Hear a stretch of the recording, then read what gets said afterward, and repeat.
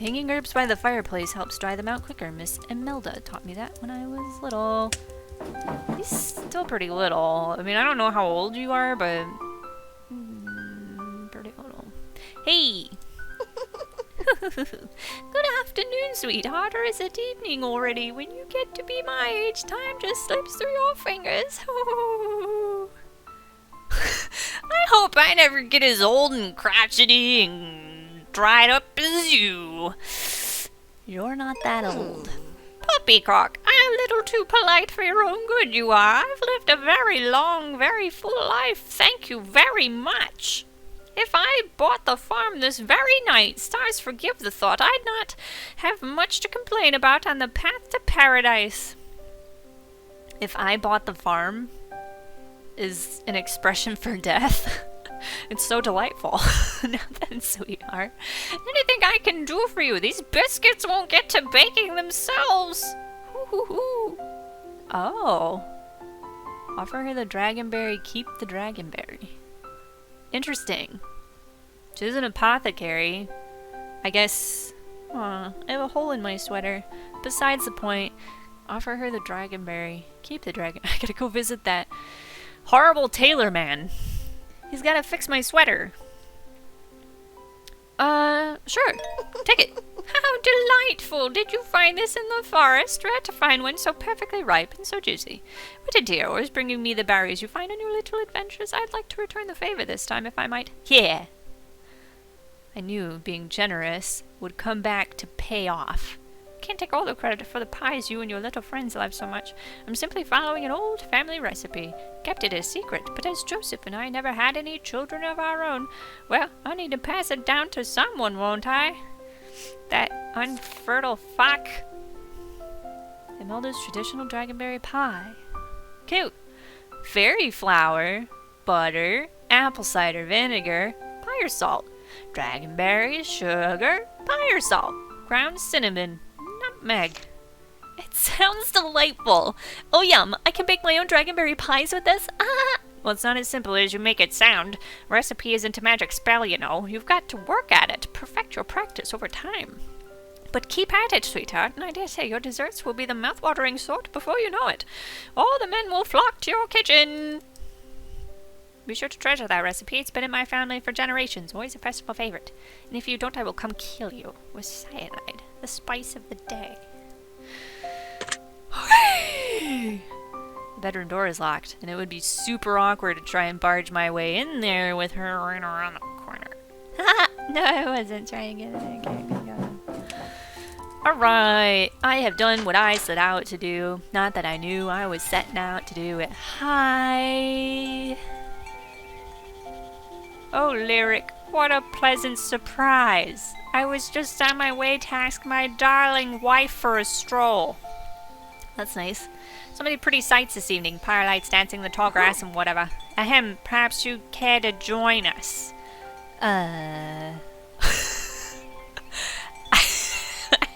mean, with the voice that I was giving him, I would like to run very far away. And I would not want to go on a walk with these people. I don't know. Oh my god, I don't know. This is the one decision that I'm not super sure about. He wants to go on a stroll with his wife. It seems innocent enough. I mean... a stroll. This shouldn't be that hard. Do I or do I not want to go on a walk? But I just fear that, like, if I go, I'll miss something. Or if I don't go, I will miss something. This is tough. I'm gonna go. Sounds wonderful. Thank you for the invitation. Ho ho ho! Such lovely manners. James and Caroline certainly have done right by you and your sister, haven't they? I wish I knew who my sister was. Give me a moment to fetch my dear wife and another for her to fuss in front of the looking glass. Oh, she'll be delighted to have you along. Alright. Sure. Whatever you gotta know. Okay. Strolly-lolly. What a perfect evening for a festival. Not a single cloud in the sky. And so many firelights already twinkling in the treetops as if they're preparing for their big moment. Are you looking forward to tonight, Lyric? Surely your folks told you what to expect. I fucking know. I don't really remember, but I know there's going to be lots and lots of firelights at the Overlook. Indeed there will be.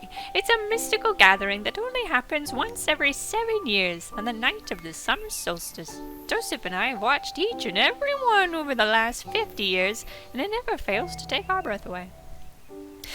The origins of the festival are simply fascinating. It dates back centuries when Queen Ambi still claimed rule over these lands.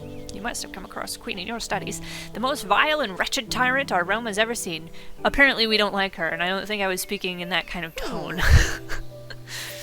Such a charming young girl. Need to hear this story, Joseph? Hell yeah! I love evil queens. I can handle it. I've read all sorts of fairy tales. This is a real and true fairy tale, child. She was regrettably real and horrifyingly cruel in her conquest, burning people at the stake. Wherever she would send her shadow army, tragedy and plague would follow, cursing and scarring the very land itself. Ooh, cutscene. Her army set on a chilling march across the northern plains, razing every village in their path. Oh, smoke. Hello, little person. Eventually, when there was nowhere else to run, a small band of survivors fled into these very mountains. They were pursued by the Queen's Shadow Guard, forced to the very edges of these cliffs. A dire situation in oh my god, they're like actually shadows. Indeed, yeah. But they never lost hope. This is where things turn around. Trust me, it gets better. Dear, I was on a roll with all the violence and darkness and horrific atrocities. But you're right, of course. Turning to the horizon, the surviving villagers did the only thing they could think to do. They fucking jumped. Oh, they prayed. They prayed with all their hearts. They certainly did not jump to their deaths. They prayed to the sky and to the spirits of the friends and families they had lost. Everyone's dead. Huh? They prayed? The hell did that do?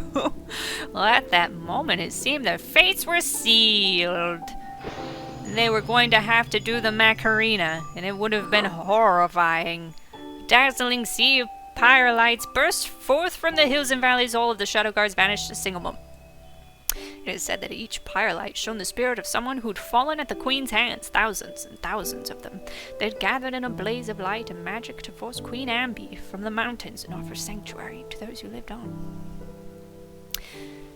Well, that took a good turn. That was many years ago, but we still benefit from their blessing today. We owe so much to those gentle spirits. The enchanted glow of the dawn flowers, the rich soil that makes our gardens so bountiful, it's all thanks to their magic. That's why the festival is so lovely. A beautiful reminder every 7 years that the pyre lights are watching over us, and there's no need to jump to your death. Ahem! Speaking of the festival, why don't we head back up to the village? We don't want to tire ourselves out too much. Glad I went on this walk. It was full of lore. Thank you for joining us, Lyric. Such a pleasant little stroll. Agreed. Yeah, agreed. I'm back at the village. Run, run, run.